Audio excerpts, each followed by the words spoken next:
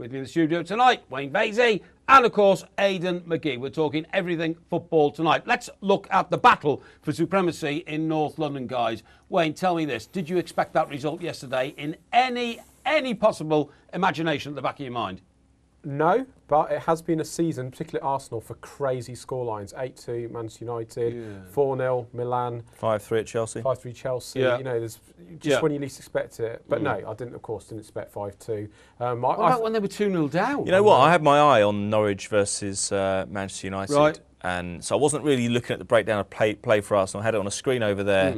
And Spurs went 2-0 up, and I thought, yeah, that's roughly how I expected it to go. I wasn't greatly surprised. Yeah. So when I heard Harry afterwards saying, you know, we looked dodgy at 2-0, and I could see the 5 goals coming from somewhere, well, you know, it was an amazing performance in a way because, I mean, there were really good finishes as well. I thought Van Persie's goal was magnificent. Van Persie's goal was one of the most brilliant I've ever seen because it came out of nothing. Now he's back to goal. Yeah. He didn't know where to go. He had nothing to do. He was surrounded by defenders. How on earth did he find that space? How many players in the world would have been able to score that goal? I don't know. Poor clearance by Kabul. Touch, vision, execution. I don't think Messi he didn't even have much space to aim at, you know. And Friedel was at full stretch as well. Not only that, but he had to actually sort of weave it through about 3 defenders anyway. It was superb player. He's got to leave there, I think. The really interesting thing yesterday about Arsenal, apparently it was poisonous atmosphere at 2-0. Walcott was getting slated. Yeah, I know. He's the new Arshavin. He's the new scapegoat. Yeah. Everyone's a bit like that, Arsenal fans, aren't they? Everyone's. This atmosphere. They're very fickle. This atmosphere is getting horrible at Arsenal, wasn't it? Because you know, 7 years without a trophy and all this money that's still in the. I can understand why they're cheesed off. I mean, that's one of the most. That's got to be the most expensive season ticket in town, isn't it? Well, it has, but you buy your season ticket, you either use it or you don't. You don't go moaning about it afterwards. You get the choice at the start of the season to buy it or but not. you expect your team to invest in the squad, and they just haven't done that. Just keep bringing these kids through. Today, Mike, Arsenal announced their half-yearly financial results. 49 million pre-tax. And they also announced a freeze on season tickets for next season, rather than the 6% that they were expected. Probably, but they put them up last year. So they did. Let's get up the Skype ball. We asked the fans to phone in and call in on Sports Night Live. That's what Alex has done. Alex Cherring's up on the Skype ball now. He's an Arsenal fan. Delighted to be able to speak to him. Alex, good evening to you, pal. Hiya, how you doing? Very well indeed. Thank you very much indeed for joining us. Now, I'll tell you something, Alex. I've been a big Theo Walcott fan for many years. I was in Croatia the night the boy scored a hat-trick for England. He's been one of my favourite England players ever since. I have been at the Emirates and heard the way that the fans get on his back. He really did give them something to think about yesterday. But did he? But did he really? Yes, he did.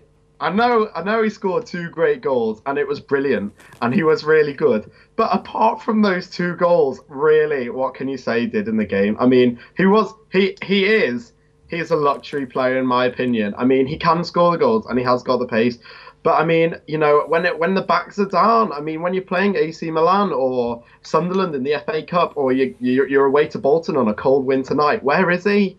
Where is he? Alex, you know, I was watching a rerun of the '66 Cup final the other day. You know, Jeff Hurst did absolutely. He stuck the ball in the net 3 times, but apart from that, he did absolutely nothing. Look, give him a break. Yeah. Okay, there were 2 excellent finishes yesterday. Listen, I agree that he goes missing. Walcott. Walcott is. I've got. Walcott it's a high. You know, I put him in high stead, and it's not Walcott's fault. He's completely out of position. Listen, he scored 2 great goals. I mean, the vision, like. You can say what you like about footballing brain and footballing talent. It's rubbish. He obviously has it because he knows how to score. He knows where the back of the net is and he knows where to run. But playing him on the right wing is just a waste of talent, if you ask me, because he has the talent. If you play him up front, like maybe just in front of Van Persie, then he's gonna whack him in because he's got the pace and he knows where the back of the net is. Playing him out on the wing, where you know all the managers in the league, you know, are saying to their left back or to their full backs, you know, he's fast, so stay on him the whole game. Wenger needs to shift his tactics around. It's all plan A, and plan A worked against Tottenham. I don't know how. I have no clue how, but it did, and it's wonderful when it turns up, when it happens. But when it doesn't, it's frustrating. Walcott has the potential to be the player that everyone thinks and knows he should be, but you know, he's being played out of position. Alex, the interesting thing with Walcott is he's out of contract in 18 months. They're in contract talks at the moment.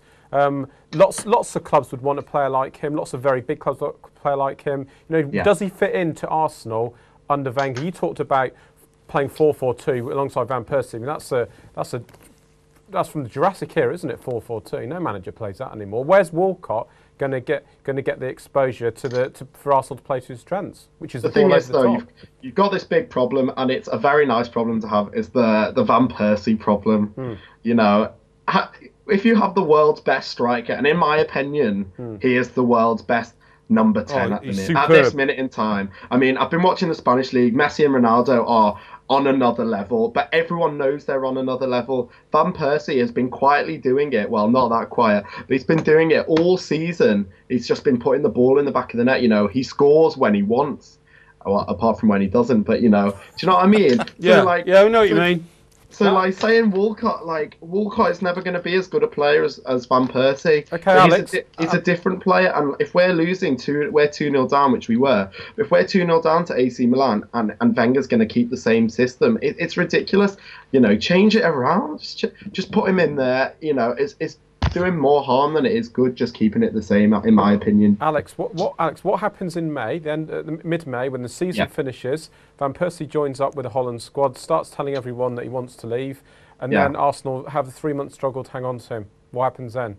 Listen, I've been supporting Arsenal my whole entire life. I was putting an Arsenal baby grow the day I was born. The fact of the matter is, if I was Van Persie, I'd be out the door.